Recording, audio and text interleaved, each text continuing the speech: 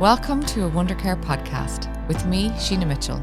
Today I'm delighted to be embarking on my second episode of my Living With series. In these episodes, I chat to people who are living with various medical or intellectual disabilities or illnesses. Anything goes, really. This podcast series allows us to learn more about conditions from the person's real life lived experience and ask those questions that we may never be able to ask in everyday life. It takes a courageous and kind person to let us into their lives. And I'm so grateful to every single person who lets me sit with them so that we can tell their story. In this episode, I chat to Bobby Hickey. Bobby is a 25-year-old from Dublin who's now living in Wicklow. Bobby was born with Peters anomaly, which is a rare congenital disorder which affects the cornea of the eye. A congenital disorder is one which occurs before the baby is born. The cornea is the clear front layer of the eye. In Peters anomaly, the cornea can be severely impacted, which can have a devastating impact on sight. It's often complicated with glaucoma, which is often from high pressure inside of the eye, which can damage the optic nerve, which is vital for sending information from your eyes to your brain. Cataracts are a clouding of the lens of the eye. Bobby's experience with Peters anomaly has left her living with blindness. In this episode, we chat all about her condition and all of the medical trauma she's had to endure to get her to where she is today. We talk about her experiences growing up with visual impairment and the impact that had on school and friendships. I was delighted that Josie, her guide dog, insisted on joining the podcast. And we hear how Josie helps Bobby to navigate the world, but also about Bobby's love for her life-changing best friend. Bobby speaks about her skills at coping with her disability and gives such useful insight on how blind people can be supported within their communities. I ask so many ridiculous questions that I have always been too afraid to ask about living with blindness, and I could quite literally not have found a better person to answer them. When I visited Bobby to interview her, I thought I was going to learn a lot about blindness. But walking away afterwards, I realised that I came away with so much more than that. Important life lessons, inspiring behaviours, and most importantly, a few great giggles. Bobby is an honest, really cool, fun, determined and powerful person who I feel privileged to have had this chat with. And I know I will reflect on her sass and attitude to life often. Thank you so much for joining me today, Bobby. Can you, first of all, explain a little bit about your blindness? Sure. So thanks for having me, Sheena. I was born blind, fully blind. My parents had no idea of this before I was born. There was no warning signs, perfectly fine pregnancy. And then I was born, but they didn't realize I was born blind for the first few hours. My eyes were literally just like dark blue balls essentially in my head. So the doctors knew initially there was definitely something going on, but they weren't sure to what extent. So after tests and stuff, it was determined that I was fully blind, born with a condition called Peters anomaly. It comes with conditions like glaucoma and cataracts and stuff, both of which I have and had. So I got my first corneal transplant when I was 3 weeks old and my second one when I was 6 weeks old, and they were both done in London. And then ever since then I've been able to see to some degree. So up until I was 9, I had a corneal transplant every year pretty much. And then when I was 9 and 10, I got prosthetic corneas fitted in both of my eyes. So that's the brief thing. And I can see a little bit now, but to be honest, the last few months have been a bit rocky. I've had quite a number of surgeries recently. There's been a lot of upset that again is quite hard to describe, but my eyes, the pressure in my eyes basically went completely, and essentially the easiest way of describing it is my right eye completely deflated, causing part of it to collapse. So that had to be rebuilt. And then my retina detached, I think 3 times we're up to at the moment in my right eye. So that had to be reattached and stuff like that. The retina detached in my left eye when I was 10 during my second prosthetic cornea transplant. That detached and the eye hemorrhaged and bled and all that. So that my left eye is dead. My right eye is hanging on by oil and a buckle, literally. So yeah. So in your left eye, have you no sight? No, none. So if you close your eyes, that's what I can see in my left eye, as well as some like little, they're called floaters, and they're literally, they are floating balls of like color and light. And they're actually really odd. Like if I'm looking at my floater now, and like if I look at it really hard and think about a color, it changes to that color. So it's really weird. When I lost the sight before the patch was taken off after the transplant, and sorry, the transplant was also successful. It was the back of my eye that completely just gave up. Because even though I was only 10, my eye had been through so much at that time. So before the patch was taken off, the doctor was like, okay, all you're going to see is like a bright light. And I was like, oh God. And then it was taken off and I can just see darkness as if your eye is closed. And I know that sounds really bleak, but I'd much rather see darkness than like a glowing light the whole time, because that would be very distracting. Yeah. So okay. And in your right eye, so say in your childhood, like, sorry, I just see Josie, your guide dog, looking in the window here at me, and the tail is wagging, and she's making me feel really bad. Oh, I know. So cute. We'll talk about her more in a minute. Yeah. But she's very distracting. She is. She's very cute. Typical guide dog charity look on her face. So up she's contributing now. Yeah, sorry. I need to stop looking at her. I don't think I'm helping. She would knock both of the mics over if we let her in. It's definitely too late for that now. Apologies. So in the years, say the early years, so I'm imagining, well, just to start, obviously I know you can tell us your perspective from your memory, but you know, at the very start, really it would have impacted your parents maybe more than you, so they would have received the news that you know, their baby, you know, had no sight and had to face into that series of operations. Like, how many operations did you have, say, by the time you were roughly 10 or something? Oh God. So up until I was 9, I was having transplants minimum like 2 a year, because obviously 2 eyes, so I would get 2 transplants a year, 1 in each eye. That could be more if like one of them was rejected or something. And then I would have also a small operation that's called an examination under anesthetic. Now you don't wake up with a patch on your eye or anything after that one. It's very minimal, but when you're a child, obviously it's easier to examine that in depth when you're able to stay still and stuff like that. So I would have them every 6 weeks. I don't know how many I've had. I think I'm up to in the 200s at this stage, and probably double figure transplants as well, but that scares people. So yeah. It's a lot though. It's a lot. No, like even now, like I've had since October, I've had 6 surgeries, and like all of them have been pretty major. Like there's been none of them that have just been little procedures. They've all been pretty gruesome. Like, and when my doctors tell me them, I'm like, okay, grand. Like it's just another day. Like it's odd. I'm not saying it's healthy. It's an odd relationship that I have because I've had so many of them. Like, yeah. But you know what's just striking me about that is I'm thinking in my head going, wow, you're so positive about all these surgeries. But these surgeries are what are protecting what's left of your sight in your right eye, in essence. So I suppose you're going to do whatever it takes. Initially, in the last kind of 6 months when this whole big drama started with my eyes, I did actually lose all the sight that I had left. So for the first 2 surgeries out of this chapter, let's say, I didn't have any sight going into the surgeries. So I was kind of like, yeah, work away. Like, you know, it's a shot in the dark. I have nothing else to lose, literally. From about the end of November, I did have a little bit of sight left. So every time I've had surgery, I've had more sight going into it than the last. So that does, you know, you are kind of sitting there going, oh, Jesus, okay, like, there's something to lose here. You know what I mean? Whereas the first few in October, I was like, grand, yep, do whatever. But now these ones, I'm like, okay, I can see now. So let's hope we can keep that at the end of it, you know, because I have obviously had, like coming out of surgery, I have had the news that like, I now have nothing compared to, like my left eye was my good eye when I was growing up. So yeah, that was rough. But thankfully that hasn't happened. The doctors are amazing. And when you say you can see, and this is something I asked you just before we started recording, because it's very hard for someone with sight to imagine or to try and put ourselves in your shoes. So can you explain exactly how much you can see now?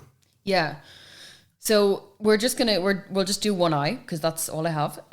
So I suppose now at the moment I can see you sitting in front of me. How far away would you say we are, I guess? I'd say we're about 1.5 meters. Yeah, so that's what we're dealing with. And I can see kind of your torso, but I can see the colours of what you're wearing. Can't see your head. Can't see the microphone. I can see like the daylight coming in through the windows and stuff, but if there was someone looking in the window at us, I wouldn't be able to see it. I can't read without like assistive technology or my phone. Yeah, it's hard to describe. And there's also at the moment, ever since all these recent surgeries, there is like, I can see colors as well, like coming in through my vision that are kind of like neon lights. Now they're not there all the time. Usually actually when I can see them, it's an indicator that something's gone wrong. So if it helps, I am wearing a very bright neon orange top today. Which yeah, I can see, there's a lot of color going on. I actually thought it was like a dark red, a bright red. Lovely, love orange, very seasonal. Yeah, but nothing is going wrong. It's just a bad choice of wardrobe. No, that's okay. No, it's actually funny because I was trying to tell my mum this because she was like, you can see light. And I was like, no, mum, I can see the light, like as in internal, like in my head. Because at first when it happened after one of the surgeries, I was like, oh, I can see light. And she was like, that's great. And I was like, no, not like your light. I mean like a light in my head that I don't think means a good thing. So yeah, I can see that kind of a little bit. And it's like neon blue. Like almost like as if you were able to look through a blue LED light. So that it's very distracting. Now, as I said, like usually it's an indicator that something has gone wrong. So I only have that like a tiny bit at the moment. There have been times where, like if I was outside at nighttime, for example, or lying in bed, all I could see throughout both of my eyes was neon green or neon purple. And it's like, that is, you don't know distraction until you've dealt with that. Like that is actually hell. That's hell. Does that look like basically you know, in essence with your eyes closed trying to go to sleep and you're being blinded by... Yeah, literally, yeah. And like doesn't make a difference if the light's on or off right in front of my face or if my like eyes are closed or open or whatever. Yeah. But like, yeah, it's weird. And thankfully it's not the case anymore. But there were times like during this time in October when I had to stay in hospital for a few days because I was on steroids to try and increase the pressure in my eye. Plot twist, didn't work. But when I was in hospital, I had to wake up one morning to go and see one of my consultants, and my partner was staying in the hospital with me. We were getting ready, whatever, and I was like, oh, would you mind just turning on the light? And he was like, oh, the light's on. Like we slept with the light on last night. And I literally had no idea. Like I thought it was pitch black in the room. So that was one of those moments definitely where like, you know, you feel it in the bottom of your stomach. You're like, oh God, okay, like this is serious. Like, you know, because I'm always the kind of person that like, I don't ignore things, but I'm definitely an optimist, glass half full. Like, you know what I mean? Like it's never serious until you let it get serious, blah, blah, blah. And like, obviously the doctors did sit me down and they were like, you know, this is a very serious situation. Like, you know, we don't want to scare you, but like you prepare for situations in your career where you see separate things in separate cases. In your situation, they've all happened at the same time. So there were conversations like that, and like the severity of the situation was never lost on me. But I suppose when you're in that practical situation, and like Colin was just like, yeah, the light's literally on, like it's fully daylight outside, and I was like, oh my God, like, you know, because so yeah, when that happened, I was like, okay, it's real. Does that ever, you know, like you are a really positive person, but you know, it's all fine and well being positive, but everyone falls every now and again. Mm-hmm. Like how is that the kind of thing, you know, obviously that's a very low point. So how do you cope with that? Or do you find it easy to get yourself back to positivity? Or, you know, how do you manage? Yeah, it is hard. And like, I will say, like, thankfully I have some sight now, and I actually don't know how I can still see. I'm not sure even the doctors know how. Like it's incredible that I can still see. I think about it every time I'm outside and I'm able to look around. I think like, God, like everything that's happened in the last few months, my eye literally caved in on itself and I can still see. Like it's incredible. But no, it does. Like a few months ago when my sight was a little bit worse than it is now, I was outside and my friend was like, oh, there's such a nice sunset. And I was like, oof, like I couldn't even tell the ground from the sky. So I had to go into my head and find a little stock image that I have of a sunset. Like it's grim. Like, so I suppose in those moments, what I do is I kind of just sit with it because there's no way around it. You know, like it isn't like at that time, you know, I did have a feeling that I was going to have more surgeries. So I did kind of say to myself, okay, well, hopefully it'll get better. But then also you do have to acknowledge like, that's it. You know, that's what you have right now. This is reality. You might not be able to see anymore for the rest of your life, you know.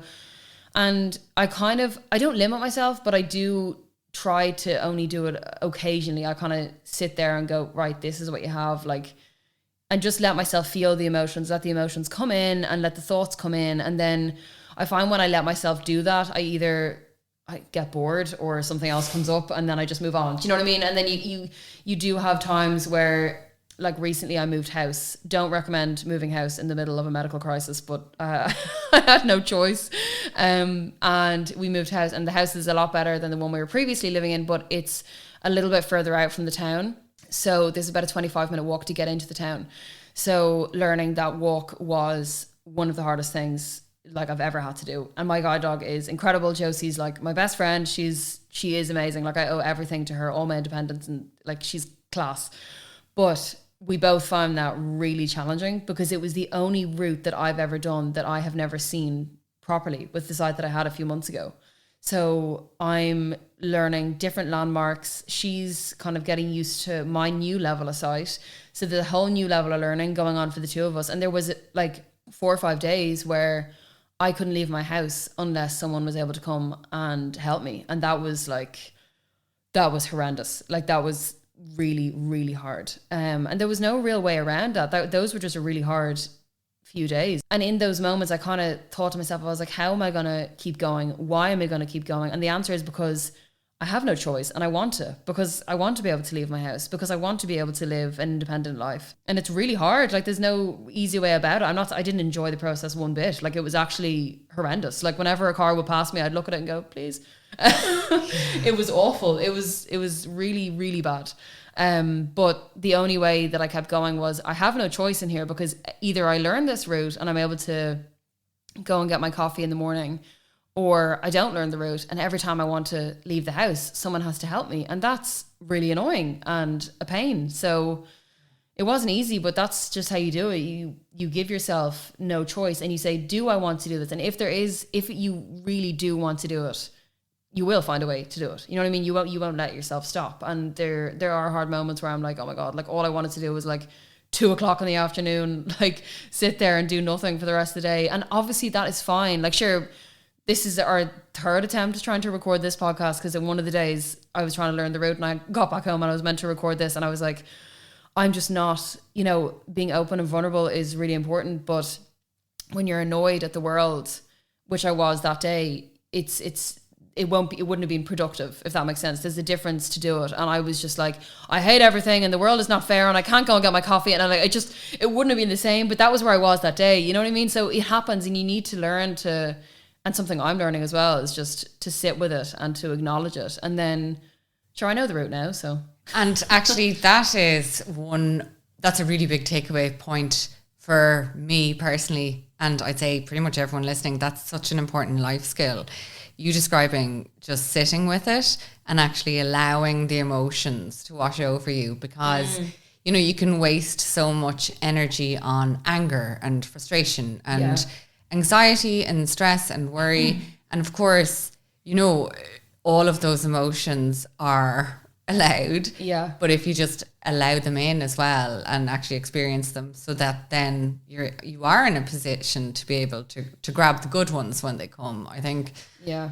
It's a nice thought. And to be fair to you, the 2nd episode recording was my fault that didn't work out. Well, I hope this 3rd time lucky, like this is going well. But no, I think as well over the last few months, because there were times where I wasn't able to use my phone, and that was been the goal. Like me and the doctors, whenever I see them, they're like, can you use your phone? And if I'm like, yes, good vibes. No, bad vibes. Another surgery. Like I remember from kind of mid-October to early November, I wasn't able to use my phone at all. I was in hospital for 5 days, couldn't use my phone. And like, I don't even know. I'm thinking back now, I know I was getting steroids every 6 hours, up to the consultant every day. Other than that, like that takes 20 minutes. I have no idea what I was doing for the rest of the time because I couldn't use my phone. I think I walked every inch of the hospital. And I think because I wasn't able to go on my phone and listen, like I love social media. I love going on my phone. Like I'm in no way bashing it. But I think possibly because I wasn't able to go on my phone during those really hard times, I wasn't really able to distract myself. Do you know what I mean? So I had no choice but to sit with it. Like you have nothing else to do but sit there with your emotions. You know what I mean? So I think that's helped me. So take from that what you will. I don't know. Put down your phone and sit with your emotions. Yeah. I think that's huge. I'm just going to pause for a second to give a big shout out to my supporters, Salin Plus. Salin Plus is the world's first 100% natural dry salt therapy device. It's clinically proven to relieve a wide range of allergens and respiratory conditions. The salt therapy method has been trusted for generations and is now hugely popular worldwide. More and more people are recognising the superb results achieved from a natural and non-invasive method. This device helps you to breathe easier and sleep better. Maybe it's because I'm a parent and I'm trying to imagine how I would deal and all of the issues that would arise from having a baby who's blind. Obviously, you have your healthy, happy baby and you're delighted. But there are other things you need to prepare for, like it brings child-proofing to a whole new level. Yeah, you know? Definitely. And safety and your child maybe not being able to see hazards or dangers in front of them. So it's probably a lot of learning for parents to do in that situation. And even social integration. Do you know much about your earliest play dates and being social as a child?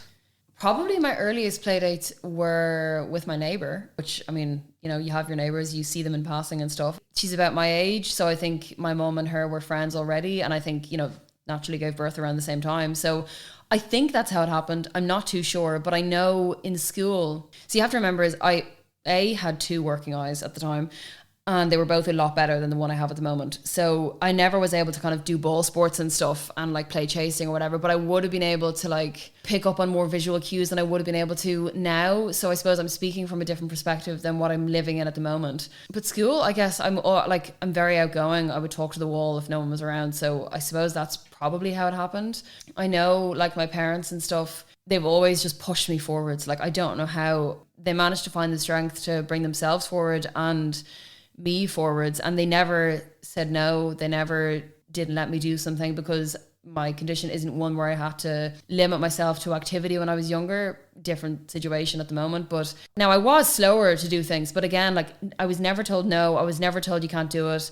I was also never sat down, I don't think, and told, you know, by the way, you can't see. If I was, it was a lot later, but I don't remember ever having that conversation with my parents. Now that's just the way they chose to do it. But yeah, I was always told yes. And like very lucky situation, I was able to take part in loads of extracurricular activities, and my school did sports and stuff as well. I was just blessed with the people I have around me. They're just so encouraging and so full of confidence in me that I could do it, and also in themselves that they could help me do it. Even if they were faking it, they didn't let on. Sorry, Josie is climbing the window to try and get into here. But yeah, so that was it. All the people around me and stuff, and just constantly encouraging me. That's amazing. And I can see, though, you're the kind of person who you give an inch, you'll take a mile. So you're oozing positivity yourself. Yeah. And, you know, I can't imagine that's just a recent phenomenon. No, definitely not. Yeah. So I'd say your enthusiasm for life probably was good feedback for them that they were doing a good job. Yeah, I mean, I guess I'm just a big bundle of joy. That's what we're going with today, Bobby. Yeah. Have we had too much coffee? No drinks have been consumed. Too early. Yeah. Can I ask you about Braille? So Braille is something that I assume every child who has visual impairment will need to learn. Yeah. Do you know Braille? I did not. I did not learn Braille. Still don't know Braille. So when I was like 6 or 7 in school, I was given the option. No, I can't remember what subject it was, but I had an exemption. And my parents were like, do you want her to learn Braille or do you want her to learn how to touch type? And they chose touch type. And I personally am very grateful that they did that. I'm a very good touch typer now, which stands to me in every way. So I have no idea how to read Braille, no idea how to type it. I tried to learn it when I was in 4th year, and it is so complicated. Like genuinely, anyone who is Braille literate, like it's like another language. It's mad. And my friends have like Braille computers and stuff, and like Braille books and everything. Like it's crazy. So personally, I don't read it. The only time I ever find that an issue is in lifts. I can't press the buttons in lifts because I'm terrified of pressing a button that will, like, I don't know, drop me to the floor or something. So I don't do that, which is a bit of an issue, to be honest. But that's the only time I ever find it annoying. That's a big thing, though, because, you know, I suppose lifts are a lot of places, and that's just something so practical that I would never actually think of. Yeah, and you know what? It's probably a little bit silly on my part. I should learn the numbers because Josie is not allowed on escalators. So, and not that I avoid the stairs, but sometimes the lift is just more practical. So to be honest, that's probably on me. I probably should learn the numbers in Braille. You're gonna have to. This is your sign. If you're blind and you don't speak Braille, sorry, again, Josie trying to climb in, learn the numbers. Josie, you can have your moment at the end. I'll take your absolutely. photo. Yeah, she can give the mic a big lick. Yeah. Okay, just hold on. Yeah. It's not your time. Okay, so yes, definitely learn the numbers, Bobby. Learn Seriously. the numbers. I know. Yeah, sorry, I'm too busy having my eye rebuilt over here. I'll learn. You're just being lazy. Yeah, all that time in in hospital. That's what I could have been doing. Exactly. Learning the numbers. Multitask, for God's sake. Just, you were talking obviously a lot about school and your friends there. So did you go to a mainstream school, or did you go to a school, like, is there schools for people with blindness, or how does that work? So I went to a mainstream school. I don't know if there is. I kind of assume there is, but that might be naive. I have no idea. I went to a mainstream school. My parents wanted that to happen, but it was very difficult. They actually couldn't find one to send me to. And actually, as it happens, my dad was attending a philosophy class in the School of Philosophy. And a principal of a primary school was there in the class, and he was kind of explaining the situation, and she just said, yeah, we'll take her. And that was it. So that was John Scottus. So it was a mainstream school, but they practiced like meditation and mindfulness, and they taught Sanskrit, which is an ancient Indian language. So mainstream, but definitely had its quirks. But no, I have a lot of happy memories from that school. It was very good. And they were very good to me as well. It was new to everyone, but in fairness, like, they really stepped up, and I was there until fourth year. So very happy time. Amazing. And because I suppose, there would have been a lot of practical things. And do you find it hard if you're going from, say, a physical space that you're used to navigating your way around to finding your way around buildings that you're not familiar with? Must be much more challenging. Yeah, it is. And I always find that a little bit, like, I know everyone says, don't worry, sure, no one's looking at you. But like, you always worry, and you always feel like everyone is always looking at you. Even now in spaces that I know very well, but I'm getting used to having this limited sight.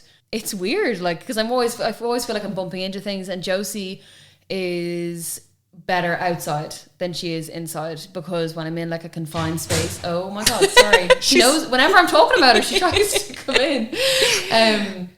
Whenever we're inside, it's a confined space. So she goes slower than she does when she's outside. So I always feel like I'm like a massive, big, like, bumpy thing going around the place. So yeah. And when did you get Josie? I got her 3 years ago. And is she 4 years ago? Sorry, 2020. Is she your first guide dog? Josie. Hi, Josie. Jesus. Welcome to the party. You're not allowed out now, like. Okay, so just for the listeners, Josie won. Yeah, Josie's now in the building. Josie's here and she's helping us. Yeah. Isn't that right? So if the mics suddenly go, it's because a big Labrador has knocked them over. But yeah, she's my first guide dog. I got her in 2020, and she's 5 now, and she's mad, but she's incredible. So. And they have to go through a lot of training. So she trained before you get her. Yeah, so I got her when she was 2, and they kind of train kind of from when they're 6 or 7 weeks old, but it starts off with a lot of like household stuff. So they go, I don't work for the guide dogs, but this is all my own knowledge. So they go to a house for kind of 6 weeks when they're really tiny puppies, once they're vaccinated and stuff, and they will get used to the sounds like the washing machine, the hairdryer, the Hoover, that kind of thing. Because obviously you have to remember that blind people can't necessarily see their dogs. So like, I have accidentally hoovered Josie's bed with her on it, and she doesn't care. Now she kind of moves around a little bit, but she won't run away and kind of do the usual things that dogs would do, because obviously that's terrifying. So they get used to that when they're really small, and then they go back to the guide dogs, I think, and then they're sent away to the puppy raisers, which I think is what most people know from the guide dogs. That's where they go to really kind people that have them for a year. Those people will then take them out to like restaurants, the cinema, that kind of thing, and they'll wear the yellow high-vis vest. That is when it kind of says like they're in training or whatever. And so that's the puppy raisers. And then after that, when they're used to being out, when they used to have all their social skills and stuff, then they're determined if they'll be a guide dog or an assistance dog. I think that's roughly how it happens. Once it's determined, then like what kind of career they'll have, I suppose, they're taught the niche like skills. So Josie knows loads of phrases that not like every other dog would know, you know what I mean? So, and I don't know, maybe assistance dogs know some of them, I'm not sure, but Josie would be able to, like if I tell her to find the way when she's working, she's like, okay, grand, I'll find the way. Yeah. You know, so yeah, those niche skills come in when they're about 1.5, I think. I don't know, I could be wrong, but yeah. That's amazing. Yeah, and I got her when she was just 2. She was two in July, I got her in August. And I imagine the bond between you is just incredible. Well, I mean, she just tried to climb through a window to get me, so she won as yeah, well. she did. She always wins. I owe everything to her. Josie, my parents, and my friends. And the doctors. Jesus, sorry. Rebuilding my eye over here, and I'm not giving them any credit. Yeah, They're fine. They do a little, but sure. yeah. Part-time gig. Yeah, exactly. Yeah. Josie's working all the time, although you were explaining to me, and this is actually a really interesting thing to understand for people, because I know, you know, as you said there, guide dogs will always have kind of some sort of indicator that they're working, so that you're not distracting them, and you shouldn't really pet or start to distract a dog who's working. Yeah. But you were explaining when you're in your home and you're relaxed, she's just chilling now. She's just a dog. Yeah. She's able for the cuddles. And absolutely. She's so adorable. Yeah. So like the way I do it like is if I'm sitting down and stuff in a restaurant and her harness is still on, I don't mind when people come up and say hi to her. I always prefer, you should always ask. But if I'm sitting down having a coffee or at a meal, or like if I'm in an appointment and I'm sitting and I don't have to do anything with Josie at that moment, it's fine for people to say hi. If I know it's going to be a long appointment or a long dinner or whatever, I usually take off the harness, and then of course it's fine. When the harness is on, yeah, she's usually working. But sometimes it is okay if I'm like seated as such. But Josie's indicator is the harness for work. Okay, so she understands harness on is work time. That's really cool. Okay. Yeah, and actually she's able to do routes with the harness off, and she knows, okay, I'm not working now. But then the same route, if the harness is on, she's like, okay, this is work. Wow. Yeah, yeah. So clever. Okay.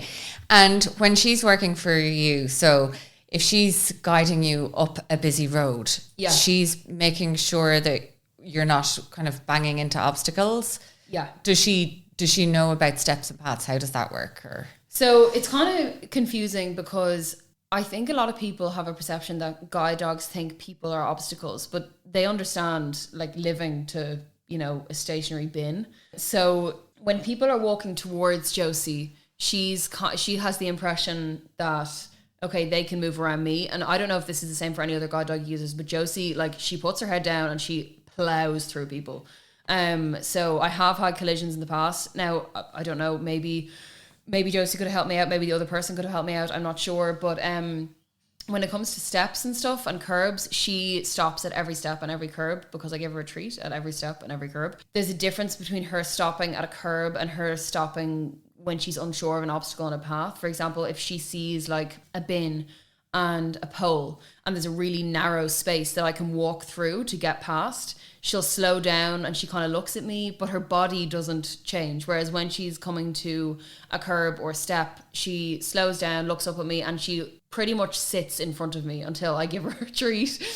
So that's the indicator. And when we come to like an obstacle with like a bin or a pole, I say, okay, good girl, find the way. And then she finds the way. And if she can't find the way, she stops. And then there is usually an awkward few seconds where I have to kind of try and assess the situation. And I usually talk to her in the hopes that a sighted person around me will say, oh, do you need a hand? Or, oh, sorry, there's just this in front of you. Let me give you a hand around it or whatever. So, yeah. That's actually a really good cue for sighted people as well, because I know a lot of the times people... Well, I presume it's both ways. First of all, you'll have people, you know, helping you when you don't want help. And second of all, you'll have people not helping you because they're afraid to interfere. Yeah, and I actually have examples of this from both sides, and both people meant no harm, but both were very scary in that. So one of them, I was walking, this happened this week, and this happens pretty much every time I leave the house actually, but one of my favorite things that you sighted people do is you go silent when you see a blind person. So now I can't hear you or see you. And Josie, when you're not moving and you're still, Josie she treats you like an inanimate object. So I was walking and this person had moved into the side. I had no idea, and I knew I was passing something because she kind of gave me the indicator that, okay, inanimate object on the left, passing, blah, blah, blah. So we slowed down or whatever. And I was like, good girl, Josie. And at the same time, what I thought was a green bin sneezed. And I literally was like, oh my God, like it terrified me. And this person, like, no problem. Like they weren't doing anything wrong. They had no idea or whatever. But it's just funny that like when you see someone coming that obviously is slightly impaired in whatever way, for me, obviously it's the visual impairment, everyone literally goes silent. And sometimes they don't even move. Sometimes they'll stand there in the middle of the path and still just stay silent. And it's just funny because they don't think about it. There's no malice in it. Like no one is setting out to make my life 10 times harder, but like I can't see, so I need you to make more noise. You know what I mean? Like don't shout at me, but it's never a bad idea to talk to someone and go, oh, hi, sorry, I'm just here on your left, or I've just got a buggy passing you on your right. Like, no problem. You know, I'm a person. I have a dog. You can talk to me. And then on the other extreme of things, I was at a bus stop and I do stand at the edge of the path. So I suppose it does look a little bit alarming, but I have no way of letting the bus know that I can't see the bus coming if they can't see Josie. So I do stand at the edge of the path, but just standing there minding my business, waiting for the bus. And then all of a sudden an arm goes like around, in between like my neck and my chest, like genuinely like across my collarbones, and just goes, oh Jesus, watch. And I lost my life. I was like, oh my God, like what are you doing? And he was like, oh, you're waiting for the bus. I was like, you can't just come up from behind me and put your arm right across my chest like that. Like, and he pulled me into him, like, and he was like, I'm sorry, I'm only trying to help. And I was like, I know, but you just gave me a heart attack. Like, you can't. That is so unsafe, terrifying for anyone. Like, you can't do that. You know, you need to tell me that you're coming, or walk up to me and go, sorry, are you okay? Do you need what bus are you waiting for? Again, he didn't mean anything by it, but God, that took a few years off my life, I'd say. Yeah. That instance, yeah. And I can imagine, you know, I think I've probably, when I actually think about it, I may have been guilty of being a silent frozen lurker myself, because everyone does it. Yeah, and you're just, I suppose you're trying to make yourself invisible, which isn't helpful because you're already invisible. So Josie is obviously fantastic, and is much happier now that she's close to you. So that's cute, so cute to see. You mentioned a few things there that are really, I suppose, annoying that people do, even though their heart is generally in the right place. Yeah. Is there anything else like that, you know, for me, it's refreshing to hear that I'm allowed to offer help, to be perfectly honest, to hear that the permission is there, that it's not rude to say to someone who has a guide dog, if they're looking a bit lost, like when you go, say, to the supermarket or around a shopping centre or anything, like, when is it helpful to offer help? Well, I suppose it's not up to you to know when it's helpful. You know what I mean? Like, it's never a bad idea to ask for help. There's a right and wrong way to do it. Like, if you're going to walk up to someone and go, oh, sorry, you look really confused, like, what are you doing? Like, that's obviously not helpful. But going up to someone and saying like, oh, hi, sorry, can I get you? I'm just picking up a few bits myself. Do you want me to help you find anything? I've got a bit of time. I'm not in a rush. Like, it's no trouble at all. And I suppose, like I said, it's not up to the person who's offering help to know when it's appropriate. Like, because there are sometimes when I go into a shop and I'm in a massive rush and I'm like, oh my God, okay, I really hope someone just realizes that I need help, so I can say, actually, yeah, can you please try and help me find X, Y, and Z? And I'm in my head going, thank God, because this person's just shaved 10 minutes off my trip, like, you know. But that's how is anyone else to know that?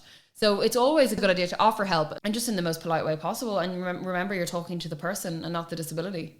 Do you still use your cane? When did the cane come in, and how useful is it, or pros and cons, just out of curiosity? Yeah, so I'm not a cane fan, and that's just personal opinion. That has nothing to do with it. Like, a lot of people use the cane and the guide dog. A lot of people would rather the cane than the guide dog. So it's nothing to do with the cane itself. It's just me personally. I named her Barbara, and we don't get along. She's redundant at the moment.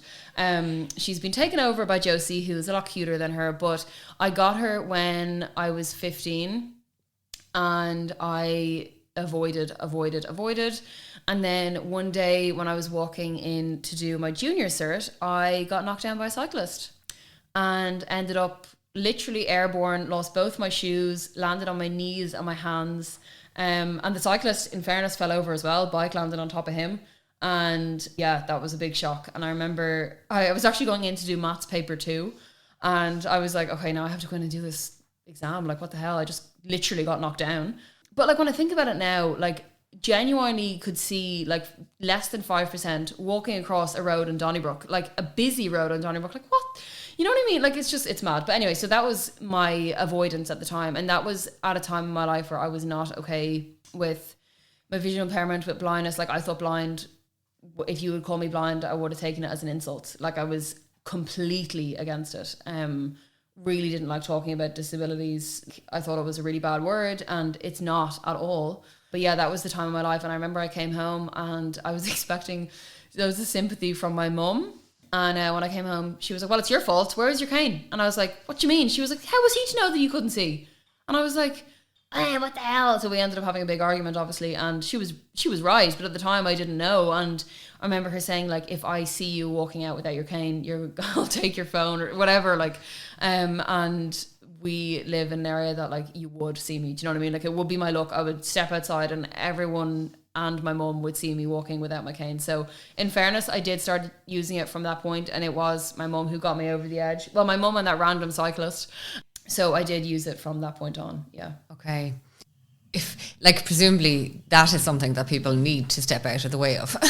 Do you know? Cane? Yeah. Yeah. Oh yeah. Well, I mean, they would trip you up. Like, so yeah, I would definitely step. And the one thing that I like is a guide dog has a brain. So Josie's going to be like, big hole, do not walk down big hole. Whereas like cane, I control the cane. Yeah. So if I miss the big hole with my cane, it's still possible for me to fall down the hole. So that's why I don't like it, as well as all the kind of social appearance and stuff like that. It just isn't, I don't like it personally. But as I said, like, my friend uses a guide dog and a cane. Yeah. So yeah.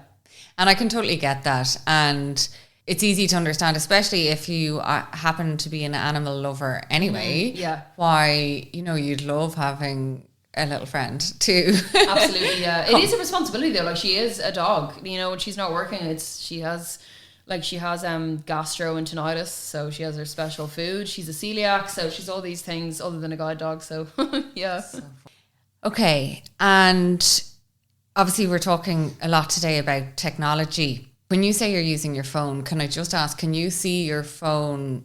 Do you need like magnification on that or special apps, or what kind of technology do you need, or can you see? Yeah. So I have an iPhone, and on the iPhone they have like integrated large text. So they actually have an accessibility section in settings. And so my text is massive on my phone. This is a bit of a hot topic at the moment because, again, if I can't see my phone, my surgeons aren't happy. So I can see my phone right now. There have been times where I haven't been able to, but it is difficult for me to see it in the morning. It gets easier as the day goes on. So my text is very big. I do have to screenshot pretty much everything. And there are apps that help me. Like, there's an app called Seeing AI, and you can hold up stuff to it, and there's different settings, and it'll read it out for you. It'll describe an image. Like, if I was to hold it up here now, it would be like woman with microphone. So there's different things that you can get. I am in the middle of getting help from Vision Ireland, who are teaching me how to use a software called Fusion. To be honest, I'm really not tech savvy, but there is technology out there that is full of shortcuts and verbal cues and how to use a computer. I'm not the right person to describe it, but it is out there and I'm learning it at the moment. Okay. Yes. And taking it back a step, so when you were in school, how did you manage, say, you know, obviously you had some sight then, but things like seeing the blackboard or learning to read and write, how did that work? So when I started school initially, 4-year-old child, I had a lot more sight than I have at the moment, but my first 3 years as a child in school, I was put at the back of the classroom with a pair of binoculars, and that was through no fault of the teacher, but like no one knew what was going on, and I was 4. I couldn't advocate for myself. Like, everyone was like, are you okay? And I was like, yeah, sure, I'm grand. Like, I was always fine, but like, could I see? Not really, no. So yeah, no one knew what was going on, and obviously that was incredibly stressful for my parents when they found that out, because I wasn't really going back home to my parents being like, oh my God, by the way, I sat at the back of the classroom. Like, I would absolutely do that now. But at 4, I didn't know that was necessarily not how it should have been done, if that makes sense. So they only found out like 3 years later. Yeah, that was obviously very stressful for everyone else around me. But I was always like, what's the problem?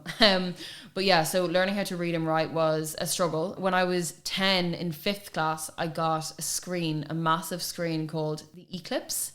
And I would like fold the screen up and I would put a book or a copybook underneath it.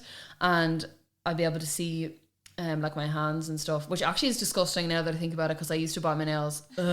And you could, like, it was like a big, massive screen, like. So that's how I read and that's how I wrote. And then also, actually, moving on from the binoculars, very 21st century, there would be a camera that would go at the top of this. And it would always, like, you would switch it so you could look at the blackboard. But I'm laughing because me and my friends used to do things that we should not have done with that camera during the class. Oh my God, it was so bad. Like, you could turn it back to face you. Oh, stop. It was so funny. But yeah, that was what I had. But I only got that when I was 10. So when I was 10, like, that was the first time that I saw my own handwriting. And that I was able to read without, like, taking my eyeball out of its socket, like, basically. So yeah. It's a whole other challenge. And as I'm hearing you describe it, I just wonder, I suppose you've grown up all the way with this challenge from birth. Mm-hmm. And obviously, look, there's been highs and lows along the way, and there's been times your sight has been good. Well, now when I say good, I mean there has been some. Good for me. Yeah, good for you. Yeah. And you know, I wonder what your opinion is on the difference between, say, someone who has sight and then, say, through an accident or something, loses their sight completely, versus the situation you find yourself in. Mm-hmm. Obviously, look, it's there's no good scenario here, but I'm just trying to imagine having full sight and having to adjust learned behaviours in a different way. Yeah, and I guess, like, I've kind of gone through that over the last few months. Of course, I've never had full sight, but my sight was a lot better in October than it is now. I cannot imagine losing your sight, even to a degree, let alone going fully blind from being fully sighted. Like, it's terrifying. And I will say as well, it's very lonely.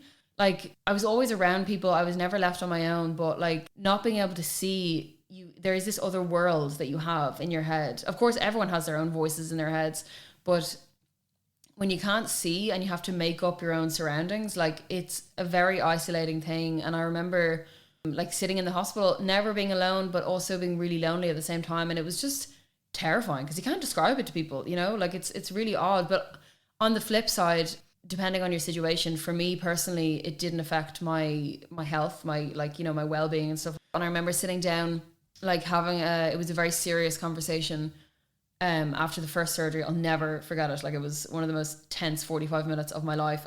I horse ride as one of my hobbies. Now, I haven't done it for a while, of course, but, like, at the time I remember asking, will I be able to go back to this? And they weren't sure if I'd be able to do it at the time. And I just remember thinking, oh my God, like, I don't need to be able to see to live a full life. I just need to be able to ride. I just need to be able to do my sport and do my hobbies. So it's very easy for me now to be able to sit here and say that. And it was hard for me to think it at the time, you know, at the time when the doctor was saying, I don't know if you'll be able to go back to riding. Part of me was like, okay, Grant, take the eye out, give me a glass eye. Like, I can't, like, I'll live with not being able to see, but I will not live being able to do my passion. Again, it's very easy for me to be able to say that because I, of course, have experience. I can't imagine losing your sight, but I will say it is possible. It is possible to live a full life, but it is really hard. It's lonely. It can feel isolating, but if you stick to doing things that you know and keep people around you that you know, like, it will take time and you'll learn to live life at a very slow pace, but then eventually you'll build up pace again. You'll have on this bulletproof vest that you just learn to develop, because all of a sudden walking into a door is part of everyday life and everyone's like, oh my God, are you okay? And you're like, yeah, whatever, it's grand. But, like, it's obviously not fine. But, like, you know, you're not going to have a breakdown every time you walk into a door because it happens so often. Like, so you learn to live with it, but it's very hard. It's a very isolating thing to happen to a person. And how do you feel about the future? Are you afraid, or do you feel now that, you know, you've learned so many skills and you've built up, you know, your environment and your friendships and your relationships and yourself to be resilient, that you feel like you'll be okay? Yeah, I don't know. I think Oh, the future is so like, I don't know how to describe how I feel about the future, to be honest, because I don't know what's going to happen. And I am a go with the flow kind of person, as long as I know where the flow is going. And I don't know where the flow is going. So yeah, it does terrify me a little bit, to be honest. Like, I'm 25 now.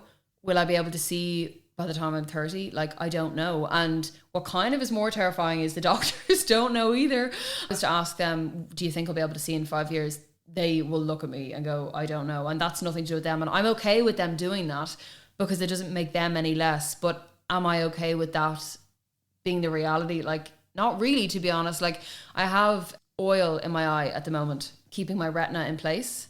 And your retina is the part of your eye that kind of brings the visual messages from your brain to your eye and vice versa as such. So mine has come off a few times, and obviously when it's off, it doesn't work, basically, so that your eye and your brain aren't communicating with each other. So that's what happened. That's how I lost my sight recently. One of the reasons. So my retina at the moment is being held on by oil, and it's so far, touch every bit of wood that you can, listeners, please. But at the moment it's stable. But the pressure or the oil comes with symptoms like increasing my pressure in my eye. And when your eye pressure is the higher that gets, the more stress your optic nerve is under. So it is a reality that my eye will only be able to cope with this pressure for so long. The pressure will probably get worse, and there is a very good chance that my optic nerve will give in at some point. And we don't know, is that next week? Is it now? Is it in 3 years or 5 years or 10 years? We have no idea. But there is I have been told, that's probably the inevitable, but I don't know when and I don't know how. So that's kind of scary. But even in terms of like, do I want kids? I want to be able to see my kids' faces. Or like, if I ever compete with my horse, I want to be able to see the crowd around me, like that kind of thing. But I don't know if I'll be able to. So I like control, and I like plans, and I like to know what's going to happen. But the situation has taught me, like, make plans and the universe will laugh at you. You know what I mean? Like, you have no idea what's going to happen. And I'm not really okay with that. But I'm learning to live with it. And it does kind of scare me, to be honest, but a controlled fear, if that makes sense. It's not fear where I'm not going to make a rational decision. It's not fear where I'm going to avoid surgery to not make it better. I don't have a fear of surgery. So it is kind of scary, to be honest, the unknown. Thank you for answering that. I know that's actually really not easy, and find that hard to imagine. And I suppose in my head, I'm always trying to find ways to comfort people. Okay. And you're like, obviously there's nothing I can say, but philosophical Sheena is like, yeah, well, we could all be dead next year anyway. Well, that's it. Like, you know what I mean? And as I said, it's not a life-threatening thing. Now, also, the other side of that is I could get hit by a bus, but so could you. So yes. Do you know what I mean? Now, obviously, I am at higher risk of getting hit by a bus. But actually, since we've walked into this room, there's only one person who's banged their head off something, and it wasn't you. It was me. So yeah. Well, I mean, that's because this is my house, and I know my way around it.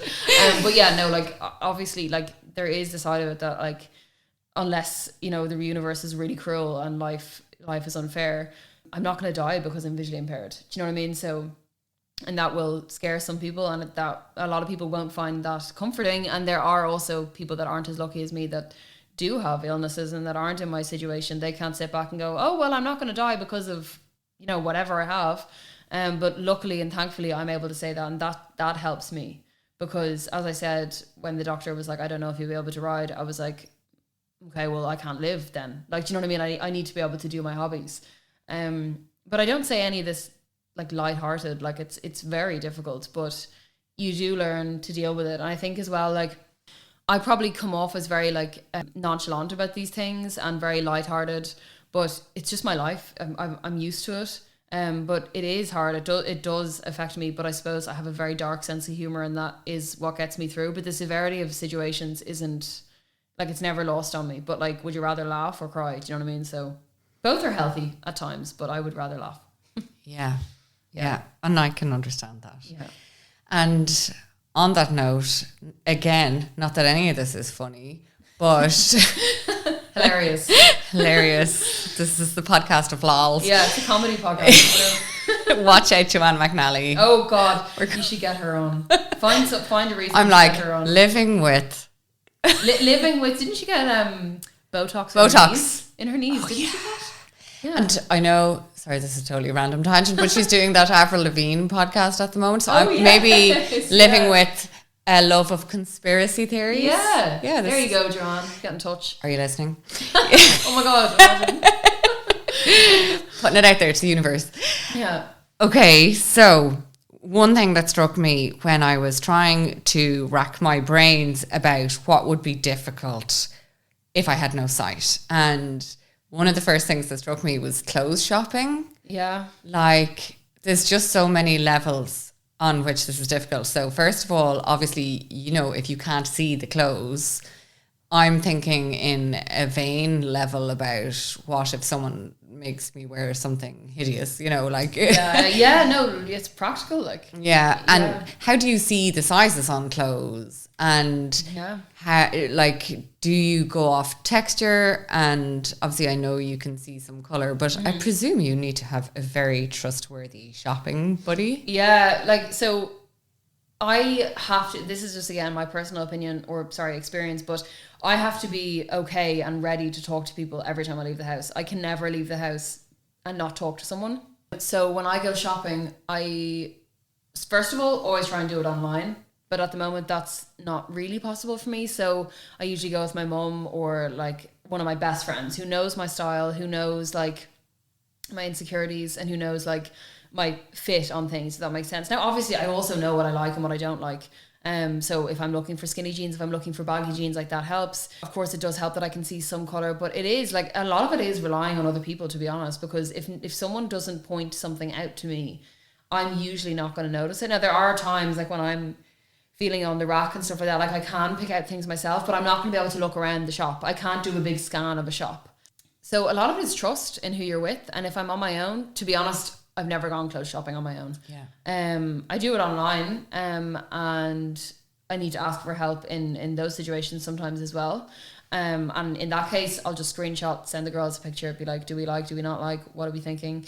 If I have like a situation where I'm buying it for, I'll be like, I'm thinking of wearing this to this. But like a lot of people do that anyway when they can see. Do you know what I mean? Yeah. So it's just relying on the people around you again. Yeah, as you said there, that is fairly universal. You know, as in, yeah, I have no sense of style, so I clean. Orange is very in at the moment. I hear. So the trend people say. Yeah. We'll hope so. One other thing, cooking. So, how is cooking? I actually love cooking, but I do stick to vegetarian dishes. No, sorry. Okay, I'm very lucky in that I have a thing called a Ninja Speedy. And you can there's 10 different settings on it, and you can literally like grill a steak or slow cook a lamb or like anything. Like you can do loads. I'm really lucky to have that. I only got it recently. So previously, I would use the pan and stuff. I would never, like for example, when a recipe says put a chicken breast in a pan, I'm like, okay, no, not doing that. I can never tell when it's done. So like my chicken breasts are done 15 minutes in the air fryer, and that's it. Like I have no other way of eating a chicken breast. That's how I eat a chicken breast. In the same way that chicken skewers takes the same time in the air fryer, there's no give or take. That's how long they take. So I'm very routine based, but it's because I have to be, if that makes sense. But cooking is, once I'm in my own kitchen, and the great thing is about being in my own kitchen, I know where things are. I've put everything where it is. So I am able to make a mess. I'm able to find everything. But for example, cooking in my parents' kitchen, I don't know where everything is, and I find that very stressful. But again, ask for help, and I do, like, you do avoid certain things. Like I don't cook things in a pan, like I said, or like I won't roast a chicken because that's too scary, and I will never know if it's done or not. So once I'm given a time and a temperature, then I do it. But other than that, there's no like, oh, just like pop in and wait until it like browns. Like, no. Yeah. There's no blackening over here. It's 15 minutes. And actually that's really clever, the air fryer thing. Like, because it's just bash it in. That makes so much sense. Yeah, like very lucky to have it. What about money in terms of handling cash and paying for things? Like, obviously I'd imagine the whole tapping bonanza has made things easier. Yeah, so my mum taught me how to kind of use coins and stuff by feeling the ridges. So a 20-cent coin, the ridges are spaced out, and then a 10-cent coin and a 50-cent coin are very like close together ridges, but a 10-cent coin is smaller than a 50-cent coin and also smaller than a 10-cent coin. And then a €1 is smaller than a €2. And also if you hold the €1 up to the light, the middle is silver and the outer is gold. And then a €2 is the opposite. And then the notes, a fiver is the smallest. And to be honest, notes are difficult now. That's one of the things where I'm kind of like, I'm at a stump because I'm like, right, okay, I can't really read a note at the moment. Unless if I have a €5 and like another one to compare it to, I can compare size because they all get bigger with, you know, the value that you have on the note. But yeah, that's something I haven't really figured out now. But previously I would read the number on the note, but I suppose I could probably read it now. To be honest, everything is card at the moment. So do you know what? Actually, though, isn't that actually crazy? That notes don't have any tactile. There's no braille or anything. Yeah. What's that about? I actually thought. See, this is something that never occurred to me, and I think that's innately wrong. Yeah, I mean, it's probably never occurred. Sure, it didn't occur to me. I didn't think you could put braille on a note, but I suppose you could. Of course, you could. So start a little campaign. Yeah, learn the numbers again. To be like. Bobby wants 1p cash. I don't know. Hashtag. That's all the money. I'm not sure if that one is going to take off. Yeah, no, probably not. No, we'll go for it. Yeah. Really random question. Just before we started recording, you were telling me about sleep. So just to explain the difficulties that being blind or visually impaired can have on your sleep routine. Yeah. So, I mean, I don't know if this is correct, but I heard someone say that blind people make less melatonin because they can't tell the difference between night and day, obviously. Now I can, so I presume that means I produce it. Like, I'm not a doctor, I don't know, but so I produce a certain amount of melatonin, but obviously not as much as a sighted person will produce it. Yeah, it's not unusual for blind people to have like really bad problems falling asleep because they just can't tell the difference. The people that can't tell the difference between day and night, you know, they're so strong. Like, it's so hard. Like, sure, everyone talks about how the sunlight and stuff and like the longer evenings and that fine stretch and all that, like, it improves everyone's mental health. I remember standing outside the hospital door with my dad, 11 o'clock in the day, like, so broad daylight, sunny day, and he was like, "Can you see the sun?" And it was like I was standing underneath a streetlight, like at night. Like the sky was dark, like, and the sun was like a tiny little LED streetlight in the sky. And I remember just being like, "Oh yeah, I can see the sun," but nothing else. And I remember like holding up a coffee cup and just going, "Oh, I can kind of tell the difference between the coffee cup and the coffee lid." And at the time we were like, "That's great," but now I'm like, that's so hard. So like, that's like grim, like, you know, like that was another really hard time, and that was one of the better days during that time, you know. So I'm seeing you a lot reflecting on times and having realizations of where you coached yourself through a scenario and your family of positivity and gratitude. So I suppose for what you had at the time, but on reflection, you're like, oh Jesus, like when I think back to the last few months, like it's actually been so hard, almost comical. Like, we're getting to the stage now where if I need another surgery, we just sit there and laugh because it's like, are you actually joking? No, it's been really hard. At the time, I'll always see the positive in things. A sense of humor gets me through, and like my family's very much that way anyway, so we will always laugh through situations. But it has been really hard, and like when I think about like my parents and stuff, I've never seen two people hope for something more to come back than they have been hoping for my sight. Every hour, "Hey, any changes?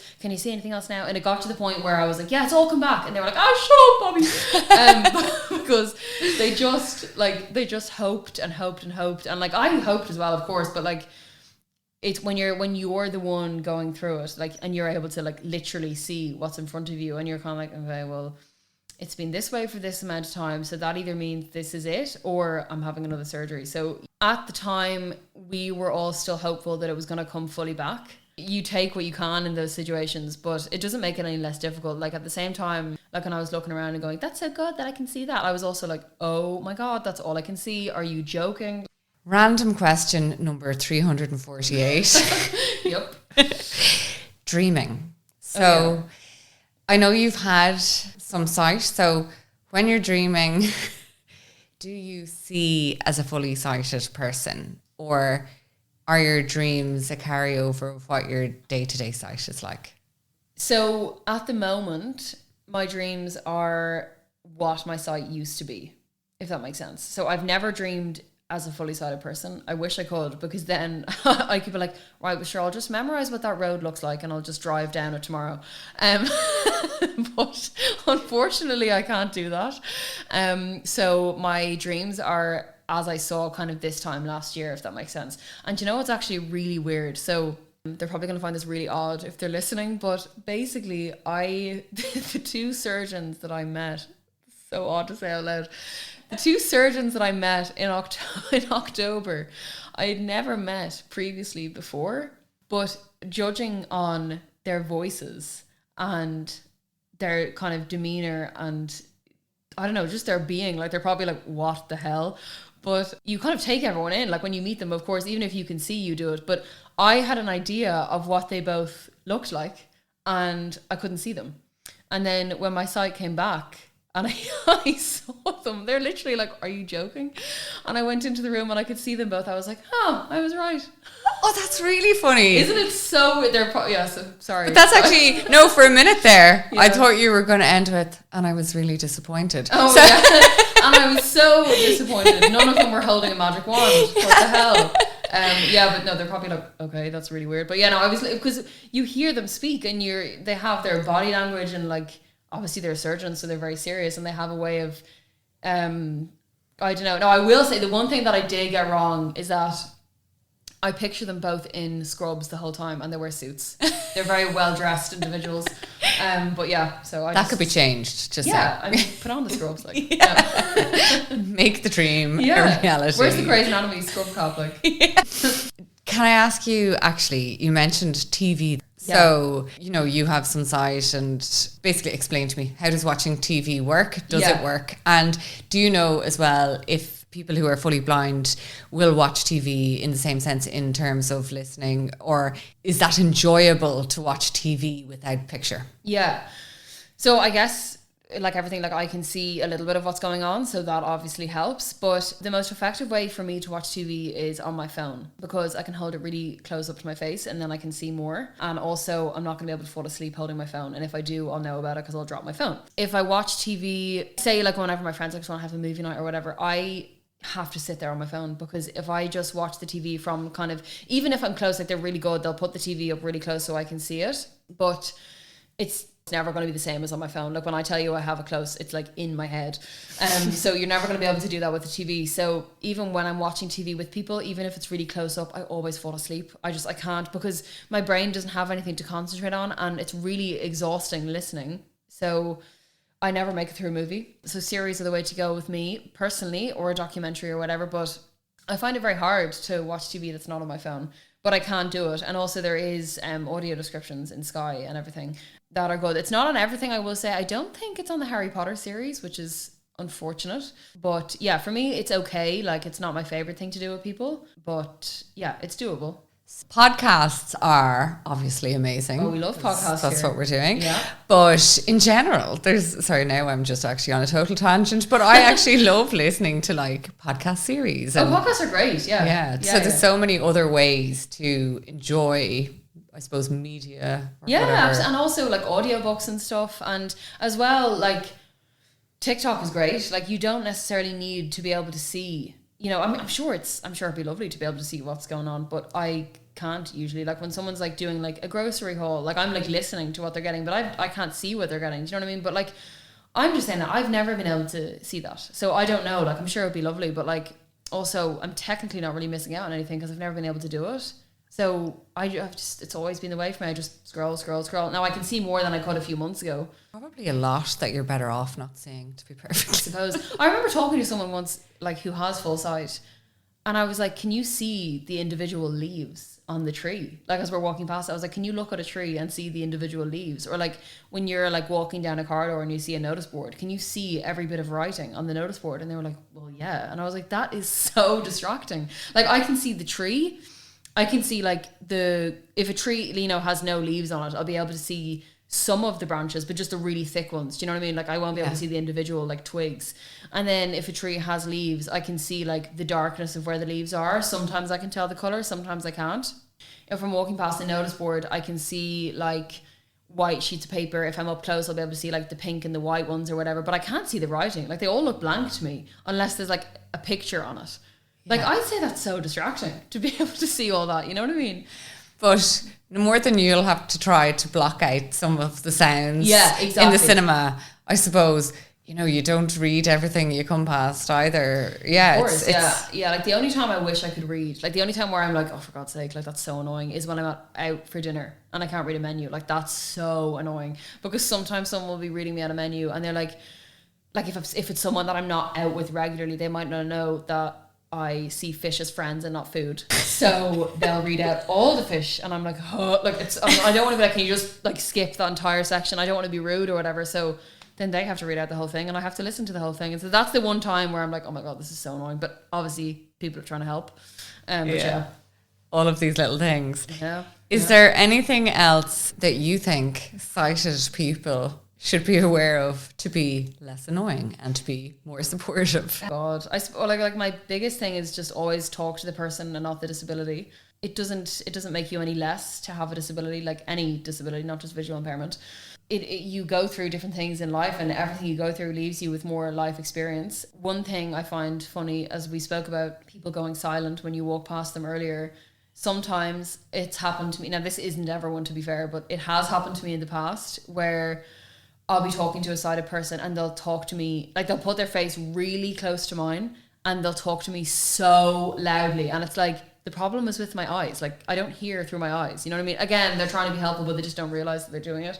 But no, I think the biggest piece of advice that I can give is just talk to the person and not the disability. I know it's probably a really awkward thing to ask for help. You're always better off to ask.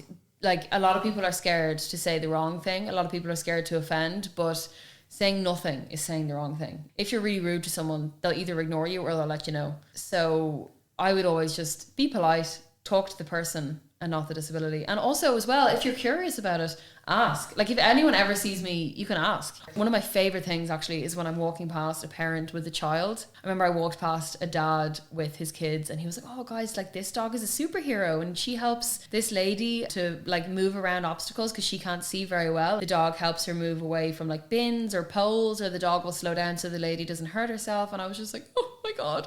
So that's one of my favorite things to hear. So it's never a bad idea to explain, and also never a bad idea to introduce, you know, your kids, or to ask questions or whatever. Of course, not everyone is going to, like, I'm literally an open book, but not everyone is going to be like that. So, you know, you might not get the response that you're hoping for the whole time. And we're not encyclopedias, obviously, but you might not know. You could be, like, for me, for example, if I'm in a shop and someone goes, do you want a hand? I'll always say yes, like, because that's great. Now, sometimes it's a little bit awkward to ask someone to find, like, toothpaste and an avocado, but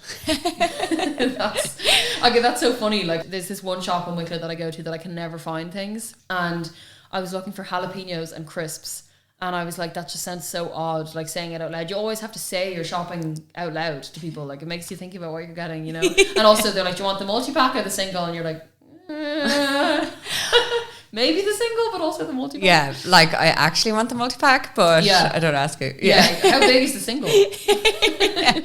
There's so much that happens. Being blind, like, you have to be very brave. Obviously, you have to be medically brave and stuff like that, but like, you have to be brave in talking to people. Like I said earlier, I have to be okay with talking to people every time I leave my house. It's just, you always have to be okay with putting yourself out there, I find. Vision Ireland is like the National Irish Centre for all things visually impaired, blind and accessibility. They have like a community worker, they have occupational therapists, IT support, they have people to help you read Braille, independent living courses and stuff. And of course, the guide dogs are incredible. Big waiting lists, but absolutely incredible. And they actually, I don't know if a lot of people know, but they also do live in, where you can actually stay in their centre in Cork, and you can do an independent living course. I did one, to be honest, more for social reasons when I was younger, but it was great crack, and like, you learn a lot. Like, so yeah, I would definitely recommend either of those organisations, Vision Ireland or the Irish Guide Dogs for the Blind. Both are really good, full of really, really resourceful and just humble people who are doing it because they care. I would definitely recommend those two.